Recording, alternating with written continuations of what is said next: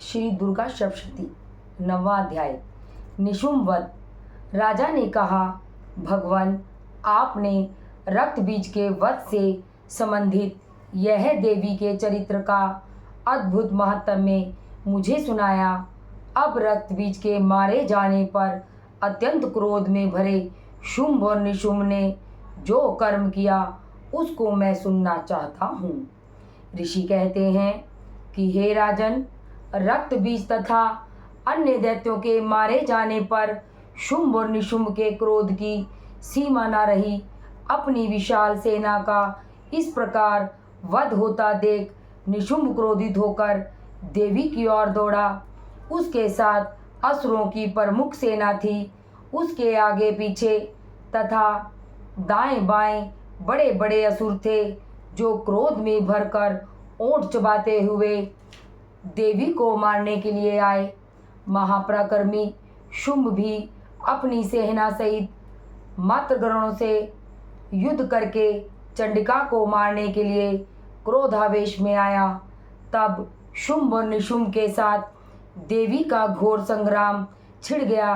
वे दोनों दैत्य बादलों की भांति भयंकर बाण वर्षा करने लगे। तब उन दोनों द्वारा छोड़े गए बाणों को चंडिका ने अपने बाणों द्वारा तुरंत काट गिराया और अपने शस्त्रों की वर्षा करके दोनों दैत्यपतियों को चोट पहुंचाई। तब निशुम्भ ने तेज धार वाली तलवार तथा चमकती हुई ढाल लेकर देवी के वाहन सिंह के मस्तक पर प्रहार किया। अपने वाहन को चोट पहुंचने पर देवी ने तुरंत ही शूर्पर नामक बाण से निशुम्भ की तलवार काट डाली और 8 चांद जड़ी सुंदर ढाल के टुकड़े टुकड़े कर दिए। ढाल और तलवार कट जाने पर उस असुर ने शक्ति चलाई, किंतु सामने आते ही देवी ने चक्र से उसके भी टुकड़े कर दिए। अब निशुम्भ क्रोध से भमक उठा और उसने देवी को मारने के लिए शूल उठाया, किंतु देवी ने समीप आने पर उसे भी मुक्के से चूर्ण कर दिया। तब उसने गदा घुमाकर देवी के ऊपर चलाई, परंतु वह भी देवी के त्रिशूल से कटकर नष्ट हो गई। इसके बाद फरसा हाथ में लेकर निशुम्भ को आते देख देवी ने बाणों से घायल करके उसे पृथ्वी पर सुला दिया।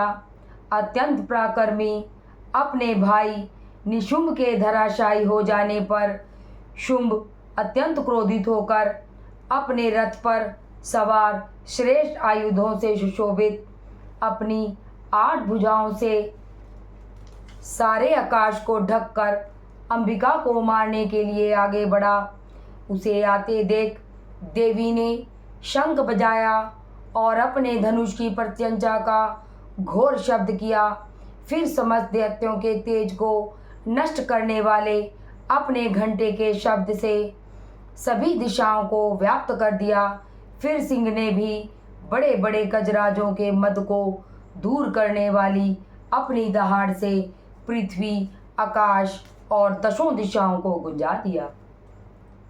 फिर काली ने आकाश में उछलकर अपने दोनों हाथों से पृथ्वी पर आघात किया। उससे इतना भयंकर शब्द हुआ कि उससे पहले के सभी शब्द शांत हो गए। तत्पश्चात अमंगलकारी अट्टहास किया। इन शब्दों को सुनकर समस्त असुर थर्रा उठे, किंतु शुंभ को बड़ा क्रोध हुआ। उस समय देवी ने जब शुंभ को लक्ष्य करके कहा, ओ दुरात्मा, ठहर ठहर। तब आकाश में स्थित देवता जय जयकार करने लगे।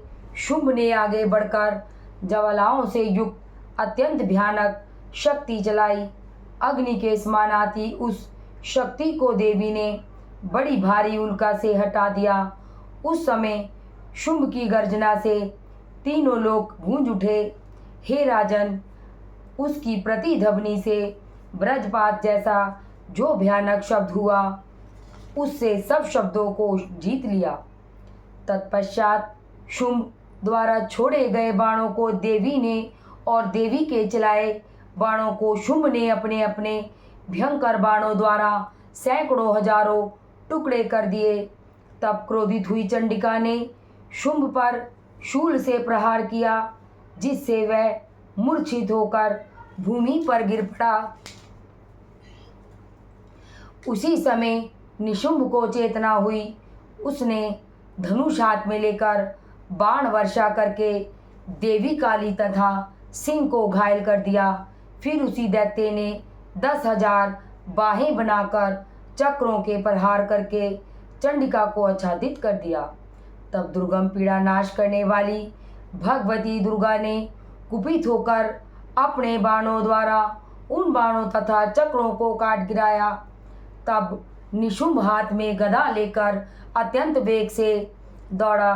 देवी ने तत्काल पैनी धार वाली तलवार से उसकी गदा को काट दिया। तब उसने शूल हाथ में उठाया। देवताओं को पीड़ा देने वाले निशुंभ को शूल हाथ में लिए आते देख चंडिका ने बड़ी तेजी से अपना शूल उसकी छाती में मारा। शूल से विदर्ण हुई उसकी छाती से एक अन्य महाबली पुरुष खड़ी रह कहता हुआ निकला।